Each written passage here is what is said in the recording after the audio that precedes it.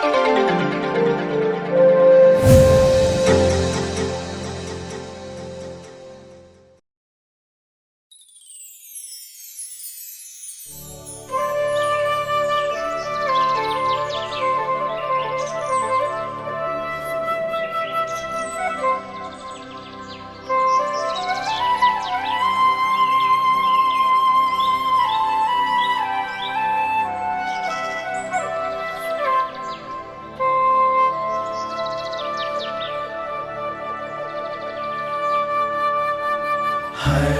घर में ईश वचन, सत्य वचन, जीवन वचन।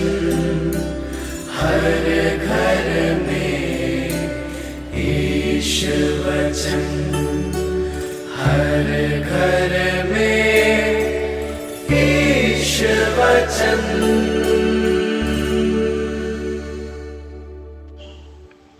संत योहन के अनुसार पवित्र सुसमाचार अध्याय 5 पद संख्या 1 से 16। ईसा यहूदियों के किसी पर्व के अवसर पर यरूशलेम गए।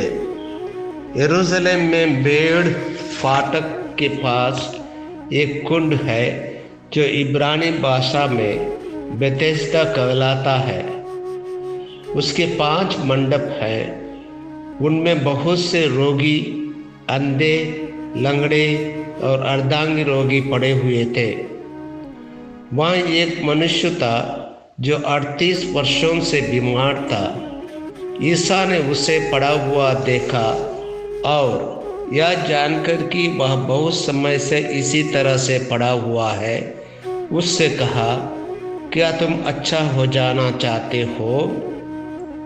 रोगी ने उत्तर दिया, महोदय, मेरा कोई नहीं है जो पानी के लहराते हुए मुझे कुंड में उतार दे। मेरे पहुंचने से पहले ही उसमें कोई और उतर पड़ता है। ईसा ने उससे कहा, उठकर खड़े हो जाओ, अपनी चारपाई उठाओ और चलो। उसी क्षण वह मनुष्य अच्छा हो गया और अपनी चारपाई उठाकर चलने फिरने लगा। वह विश्राम का दिन था, इसलिए यहूदियों ने उसे, जो अच्छा हो गया था, कहा, आज विश्राम का दिन है, चारपाई उठाना तुम्हारे लिए उचित नहीं है। उसने उत्तर दिया, जिसने मुझे अच्छा किया उसी ने मुझे यह कहा, अपनी चारपाई उठाओ और चलो। उन्होंने उससे पूछा, कौन है वह जिसने तुमसे कहा, अपनी चारपाई उठाओ और चलो? चंगा किया हुआ मनुष्य नहीं जानता था कि वह कौन है, क्योंकि उस जगह बहुत भीड़ थी और ईसा वहाँ से निकल गए थे। बाद में मंदिर में मिलने पर ईसा ने उससे कहा, देखो, तुम चंगे हो गए हो, फिर पाप नहीं करो, कहीं ऐसा ना हो कि तुम पर और भी भारी संकट आ पड़े। उस मनुष्य ने जाकर यहूदियों को बताया कि जिन्होंने मुझे चंगा किया है वह ईसा है। यहूदी ईसा को इसलिए सताते थे कि वे विश्राम के दिन ऐसे काम किया करते थे। यह प्रभु का पवित्र सुसमाचार है। क्रिस्त प्रभु की जय। प्रिय मित्रों, सुसमाचार का मनुष्य 38 साल से बीमार था। उसकी बीमारी पाप के जीवन का एक उदाहरण है। संत योहन अध्याय 2 पद संख्या 16 में हम एक ट्रिपल आध्यात्मिक बीमारी के बारे में पढ़ते हैं। शरीर की वासना, आंखों की लालसा और जीवन का अभिमान।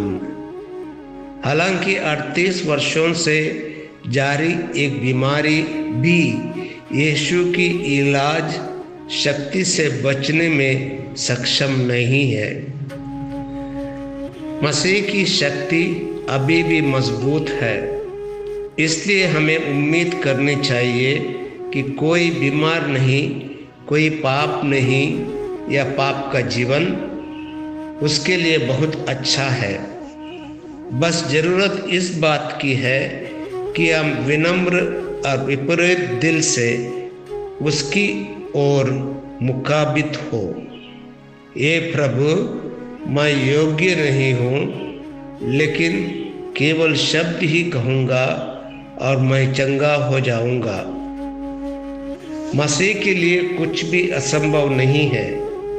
वह बीमारों को ठीक कर सकता है, वह अपने पापों को क्षमा दिला सकता है, क्योंकि संत मार्कोस अध्याय 2 पद संख्या 1 से 12 में हम पढ़ते हैं, वह उस लकवे को क्षमा कर देता है जिसे छत से उतारा गया है।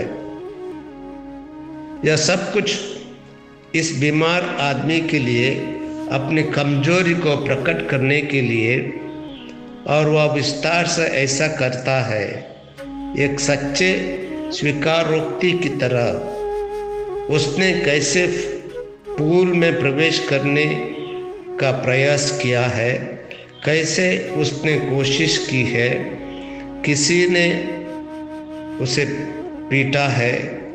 शायद उसकी विफलता के इस विस्तृत विवरण के बिना वह ठीक नहीं हुआ होगा। बीमार व्यक्ति अपनी व्यक्तिगत कमजोरी और कुंड में डुबकी लगाने की इच्छा दोनों को स्वीकार करता है और यीशु को करुणा की ओर ले जाता है। वह हमारी सभी बीमारियों का उपाय है। स्वयं को मसीह के सामने प्रस्तुत करना जैसा कि हम वास्तव में हैं, हमारे सभी कमजोरियों के साथ, और इस प्रकार उसे करुणा की ओर ले जाना है। यीशु कहते हैं, देखो तुम अच्छे हो गए हो, अब से पाप मत करो। अगर यह आदमी जो यीशु द्वारा गहराई से ले जाया गया है और चंगा कर दिया गया है, तो यह अफसोस की बात है कि बाद में खुद को बुराई के जीवन के लिए समर्पित कर दिया। सुसमाचार के मार्ग से ऐसा लगता है कि यीशु ने उसे राज्य के लाभ के लिए अपने समय और ऊर्जा का उपयोग करने की अनुमति देने के लिए उसे ठीक किया है। मसीह बीमार व्यक्ति को चेतावनी देता है कि यदि वह अपने नए स्वास्थ्य का दुरुपयोग करता है तो वह इससे भी बदतर हो सकता है। इससे पहले उम्मीद है उसका उपचार एक रूपांतरण का उत्पादन करेगा और उसे राज्य का एक अग्रदूत बना देगा। यह पाप स्वीकार संस्कार में भी होता है। हमारे पापों को माफ करने के बाद मसीह बताता है, शांति से जाओ और दुनिया को भगवान के अद्भुत कार्यों की घोषणा करो जिन्होंने तुम्हें मोक्ष दिलाया है। हे यीशु, मैं बेथेस्दा के कुंड में उस आदमी की तरह ही रह सकता हूँ जो उपहार तुमने मुझे दिए हैं, पाप के जीवन के खिलाफ लड़ने के लिए और एक नए मनुष्य के साथ खुद को खुश करने के लिए आभारी होना चाहिए। मैं आपकी इच्छा को प्यार से गले लगाने के लिए तैयार हूँ, भले ही इसका मतलब खुद को मरना हो। हमें कृपा दीजिए। आमीन।